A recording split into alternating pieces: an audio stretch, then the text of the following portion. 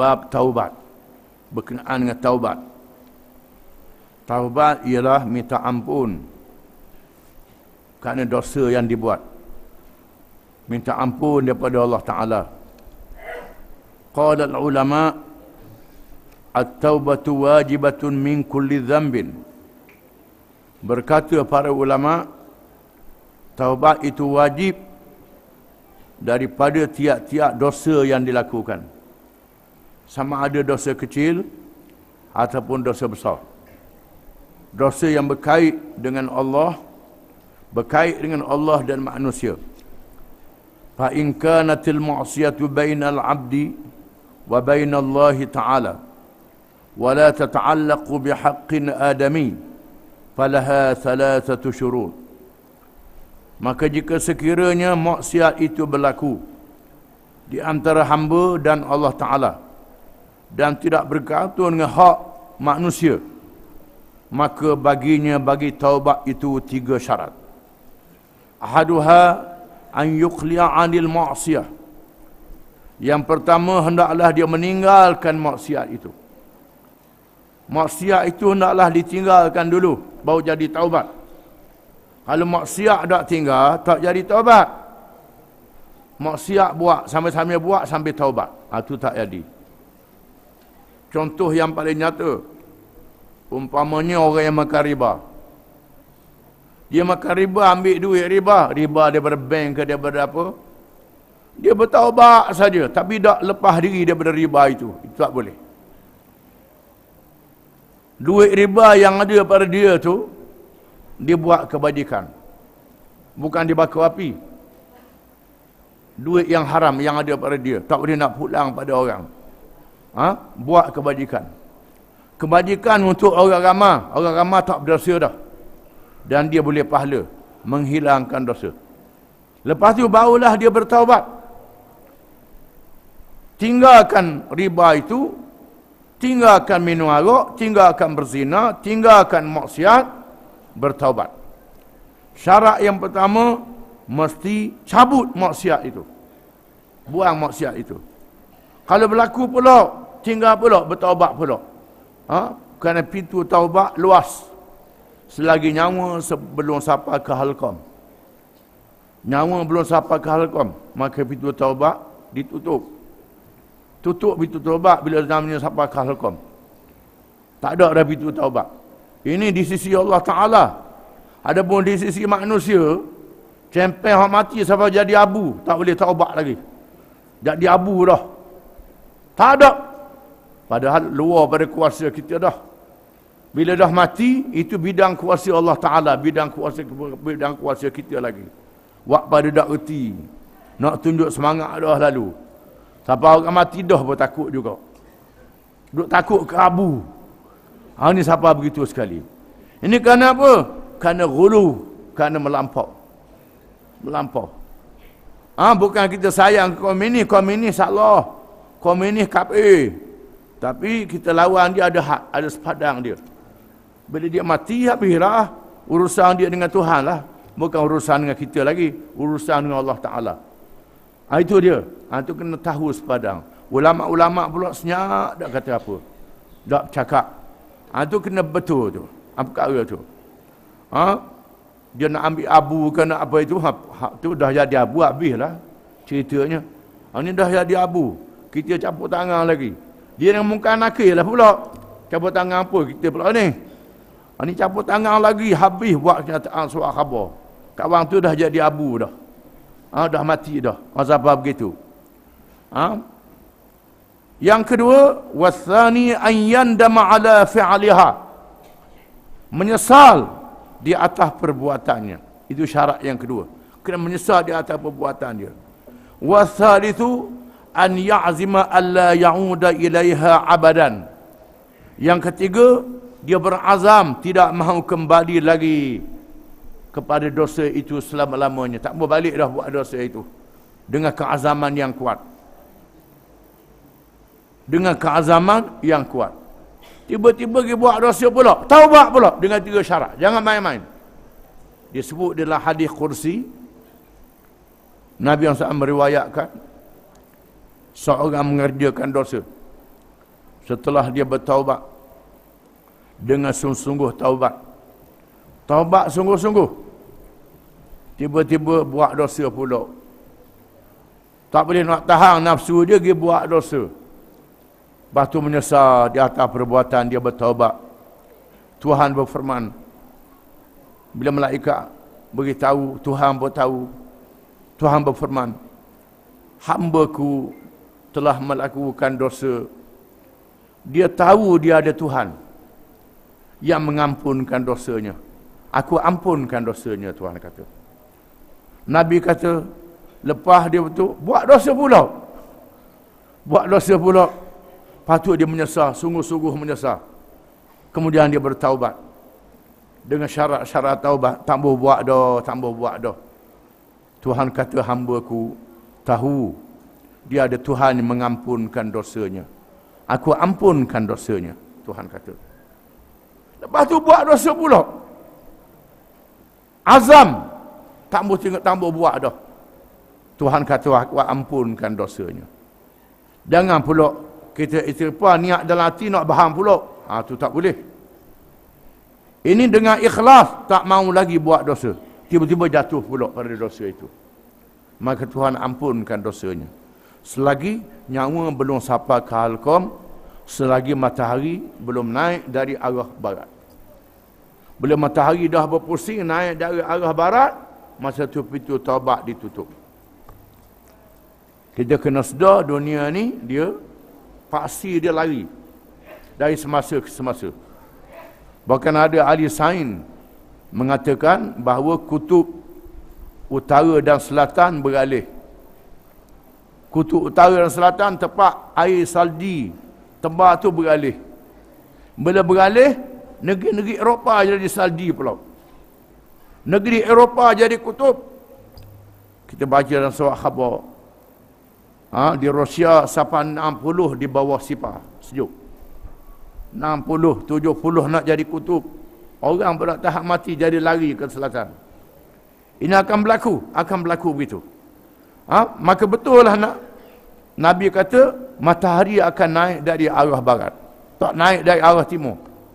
Bila matahari naik dari arah barat, pusingan dah tak betul, maka pintu taubat ditutup. Masa tu barulah nak sedar. Ataupun nyawa sudah sampai di halqam, barulah nak sedar. Tu tak boleh. Masa sakit, pintu taubat ada lagi. Masa sakit, istighfar banyak-banyak. Masa tua dah tak ada harapan, nyawa tak sampai ke halqam lagi, bertaubat banyak-banyak. Jangan masa tu pun tak boleh taubat lagi. Tu tak boleh berdoa lalu. Tuhan buka pintu taubat seluas-luasnya. Kalau berhubungan dengan Allah, ada 3 syarat. Fa in fuqida ahadu thalathati lam tasihha taubatuhu. Jika tak ada satu daripada 3 syarat ini, maka taubatnya tidak sah. Yang pertama, tinggal maksiat.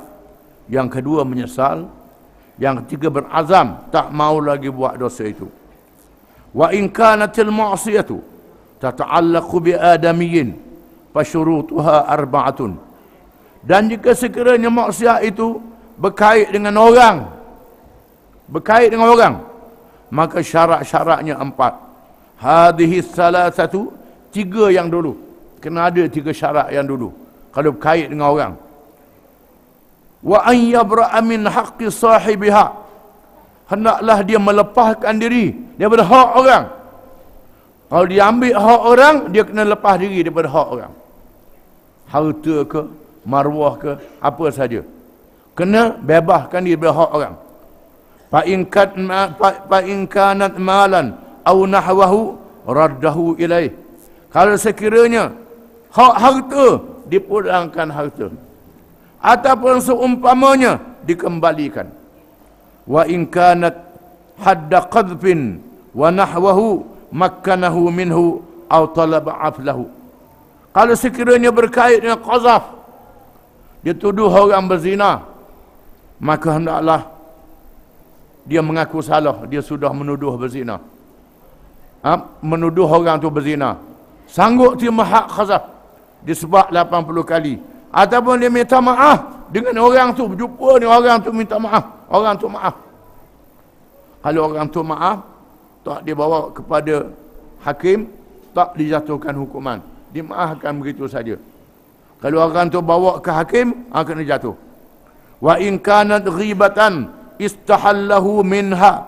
Kalau sekiranya berkait dengan mengumpat, minta halal daripadanya. Minta halal daripadanya. Kalau orang tu tak ada dah, tak tahu dah banyak sangat, maka kita istighfar untuk orang yang kita umpat padanya. Istighfar untuk kita dan istighfar, doa untuk orang yang kita umpat, orang itu buat zalim pada dia sudah mati ataupun seumpama dia. Itu cara nak lepas daripada dosa. Wajibu an yatuba min jami'iz dzunub, dan wajib bertaubat daripada semua dosa. Fa in taba min ba'dihha sahhat taubatuhu inda ahli al-haq. Jika sekiranya dia bertaubat separuh daripada dosa dia, maka sah taubatnya di sisi ahli al-haq, di sisi setengah ulama. Min dzalika dzam, daripada dosa itu, wa baqiya alaihi al-baqi, dan baki dosa itu masih ada padanya, bawa matilah. Wa qad tazaharat dalailul kitab was sunnah wa ijma'ul ummati ala wujubi taubah, dan sesungguhnya telah ternyata dalil-dalil daripada kitab, daripada Quran dan sunnah, hadis-hadis Nabi dan ijma' para ulama, wajibnya bertaubat itu. Qala Allah Ta'ala, firman Allah Ta'ala, wa tubu ila Allah jami'an ayyuhal mu'minun la'allakum tuflihun, dan bertaubatlah kamu kepada Allah semuanya, semua kamu, wahai orang-orang yang beriman, bersemua dosa kamu, supaya kamu mendapat kejayaan dunia dan kejayaan di hari akhirat. Allah Ta'ala suruh kita bertaubat. Allah Ta'ala sendiri suruh kita bertaubat. Allah suruh kita bertaubat. Rahmatnya Allah, sayangnya Allah kepada hamba-hamba dia. Setelah hamba dia buat dosa, mu minta maaf lah, Tuhan kata, mu bertaubatlah. Tuhan suruh kita bertaubat. Bukan kita, Tuhan suruh. Bukan daripada kita sendiri, Tuhan suruh kita bertaubat. Tuhan sendiri suruh dalam Quran supaya kita bertaubat. Wa qala ta'ala istaghfiru rabbakum thumma tubu ilaih, surah Hud ayat 3. Beristighfarlah kamu kepada Tuhan kamu dan bertaubatlah kepadanya. Tuhan suruh kita beristighfar dan bertaubat kepadanya. Wa qala ta'ala ya ayyuhalladzina amanu tubu ilallahi taubatan nasuha. Wahai orang-orang yang beriman, bertaubatlah kamu kepada Allah dengan taubat yang benar dan ikhlas. Taubat yang benar, yang ikhlas, sungguh-sungguh bertaubat. Ditanyakan Umar radhiyallahu an, apa makna taubat yang nasuh, yang ikhlas itu? Sayyidina Umar kata, hiya an yatuba thumma la ya'udu ila dhanbi kama la ya'udu al-labanu ila ad-dar'i, kata Sayyidina Umar. Taubat yang sungguh ni ialah dia bertaubat, tak mau balik lagi buat dosa, sebagaimana tidak balik susu yang diperah ke dalam lapuknya, kata Sayyidina Umar. Susu yang sudah diperah tak boleh nak masuk semula. Begitulah bertaubat yang sungguh-sungguh. Adapun hadisnya, wa an Abi Hurairah radhiyallahu anhu qala sami'tu Rasulullah sallallahu alaihi wasallam yaqul wallahi inni la astaghfirullah wa atubu ilaihi fil yawmi akthara min 70 marrah, rawahu al-Bukhari. Dari Abi Hurairah radhiyallahu an, katanya aku telah mendengar Rasulullah sallallahu alaihi wasallam bersabda, demi Allah, sesungguhnya aku beristighfar dan bertaubat kepada Allah dalam satu hari lebih daripada 70 kali, kata Nabi. Wa anil Aghar bin Yasar al-Muzani radhiyallahu anhu qala Rasulullah sallallahu alaihi wasallam, ya ayyuhan nas tubu ila Allah wastaghfiruh fa inni atubu fil yaumi mi'ata marrah, rawah Muslim. Wahai manusia, bertaubatlah kamu kepada Allah dan beristighfarlah kamu. Sesungguhnya aku bertaubat dalam satu hari sebanyak 100 kali. Hadis riwayat Muslim. Hadis ini mengatakan Nabi beristighfar dan bertaubat sebanyak 100 kali. Hak tadi lebih pada 70 kali. Nabi beristighfar 100 kali sehari istighfar. Kita berapa kali? Sehari pun sekali pun malah nak kata istighfar. Hak ada dalam semayang tu lah. Kadang-kadang surah semayang beri salam pikah bangun lalu. Tak ada nak panah punggung. Patutnya kurangnya astagfirullah, astagfirullah, astagfirullah lepas semayang. Lepas tu lari, nak lari pun. Agilah, ni dah adang. Istighfar. Nabi 100 kali istighfar. Dan disebut dalam hadis, sebelum dia wafat, Nabi dipapah bawa ke masjid semayang. Nabi kata An-Nurzuh, Abu Bakar semayang dulu. Ingat ke Nabi tak mari dah, tiba-tiba mari. Bila Nabi mari, Abu Bakar, Nabi isyarat supaya Abu Bakar terus jadi imam. Abu Bakar tak boleh jadi imam. Abu Bakar berundur. Maka Nabi jadi imam. Tengah-tengah semayang ikut Tok Imam. Mari Tok Imam baru. Ikut Nabi semayang. Setelah sudah semayang, Nabi menyampaikan ucapan.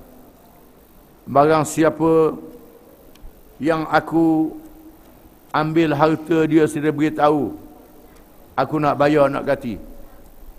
Barang siapa yang aku malukan dia sila beritahu, aku nak beri dia balas. Barang siapa yang aku buat ke dia sila beritahu dan balas kalau nak balas sekarang. Nabi kata belum dia mati, menyampaikan ucapan dalam masjid. Dia seorang Rasul, tanya takut ada apa-apa dia buat salah pada sahabat-sahabat dia. Ada seorang sahabat sebut ada benda, maka Nabi pun ganti hak dia dengan ikhlas. Sanggup begitu. Itu Nabi sanggup balas. Sanggup dibalas. Dalam perang Badar, Nabi duduk betul saf, betul perbarisan tentera. Tiba-tiba ada seorang tu sengaja buat belok, buat ke depan. Nabi pun cocoh dengan kayu sugi dia. Cocoh. Rasulullah buat saya, dia tu. Buat saya. Kena balas lah. Nabi pun suruh dia balas. Oleh kerana Nabi cocoh perut, dia suruh Nabi buka perut. Dia cium perut Nabi. Dia balas begitu. Pasal pun tak balas. Dia kata saya nak mati. Saya nak berperang mati. Sentuhan saya pada akhir Rasulullah, kata dia. Lepas ni saya nak mati. Jadi riwayatnya menunjukkan Nabi sanggup sahabat dia balas kalau dia buat kesalahan. Daripada hadis semayang tadi terdapat khilaf ulama. Adakah kita boleh semayang jemaah? Tengah-tengah kita semayang ada imam, nak ikut imam. Boleh ke tak? Ada ulama kata tak boleh. Kerana niat hendaklah dimulakan bertakbiratul ihram. Ada ulama kata begitu. Ada ulama mengatakan boleh. Kenapa? Abu Bakar ikut Nabi. Tengah-tengah semayang Nabi mari Abu Bakar berundur. Lepas tu terus semayang ikut Nabi. Jadi begitu. Itu mengikut khilaf para ulama kerana hadis yang tersebut. Kesimpulannya Rasulullah beristighfar 100 kali sekurang-kurang.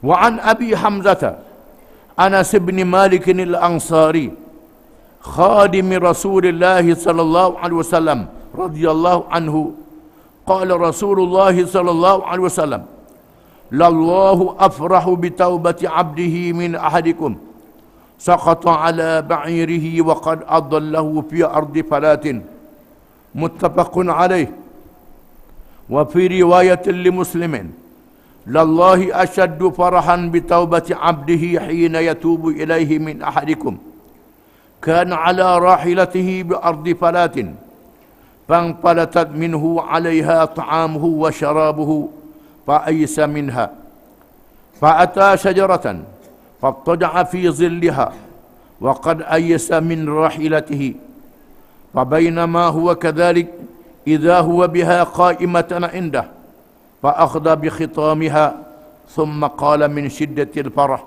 Allahumma anta 'abdi wa ana rabbuk akhta'a min shiddatil farah.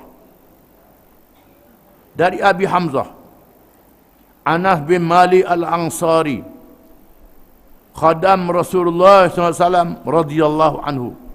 Radhiyallahu anhu ni Anas sebut SAW dulu, kerana menghormati Nabi SAW. Katanya, kata Anas bin Malik, dia ni khadam Rasulullah SAW, khadam Nabi. Nabi mak dia bawa, suruh jadi khadam Nabi. Suruh ke Nabi, Rasulullah, saya suruh anak saya ni jadi khadam Rasulullah, berkhidmat pada Rasulullah. Maka dia termasuk di kalangan sahabat yang banyak meriwayatkan hadis. Katanya, sabda Rasulullah sallallahu alaihi wasallam, sesungguhnya Allah lebih gembira dengan taubat hambanya daripada kalangan kamu, daripada seorang yang jatuh dari atas untanya, lalu hilang untanya di bumi yang luas, di padang pasir yang luas. Ada riwayat Bukhari dan Muslim. Dan mengikut riwayat Muslim, lebih panjang lagi huraian dia, sesungguhnya Allah terlalu gembira dengan taubat hambanya ketika ia bertaubat di kalangan seseorang kamu. Allah Ta'ala sangat gembira seseorang yang bertaubat, seperti seorang yang berada di atas untanya di tengah padang pasir yang luas, lalu hilang untanya, terlepas dan hilang. Di atasnya ada makanannya, minumannya, lalu dia berputus asa daripadanya, tak ada harapan bertemu lagi. Lalu dia bertemu dengan sepokok kayu dan bersandar di pokok itu dan bernaung di bawahnya, dan dia telah berputus asa. Tak ada harapan nak bertemu lagi dengan unta dia. Semua bekalan, makanan, minuman ada atas tu, matilah dia kali ini. Dalam keadaan dia begitu, bersandar di pokok, dalam keadaan kejang mata, tunggu matilah. Tengok padang pasir yang luas, tunggu mati. Tiba-tiba untanya berdiri tegak di hadapannya. Lalu dia mengambil talinya, kemudian dia berkata kerana terlalu gembira. Dia gembira berdoa lalu sehingga latah. Suka sangat. Dia gembira. Ya Allah, ya Tuhanku, Engkau hamba-Ku, aku Tuhanmu. Tersalah kerana terlalu gembira. Jadi balik siapa? Kerana jatuh unta tak ada harapan. Matilah. Tengok unta depan jadi latah. Ya Allah, ya Tuhanku, hamba-Ku, aku Tuhanmu, jadi balik. Kerana terlalu gembira. Allah Ta'ala lebih gembira daripada itu lagi kepada seorang hamba yang bertaubat. Allah Ta'ala suka kita bertaubat. Kita pula malah nak bertaubat. Tak ada dah neraka beri kaku lah. Sedap cakap. Main gitu pula. Jaga hak lagu tu. Ajar lebih pada Iblis. Iblis tak sebut begitu. Iblis tak kata neraka beri kaku. Ni kita kalau lebih pada Iblis pula. Jangan. Kita hendaklah beristighfar, minta ampun daripada Allah Ta'ala. Wallahu a'lam.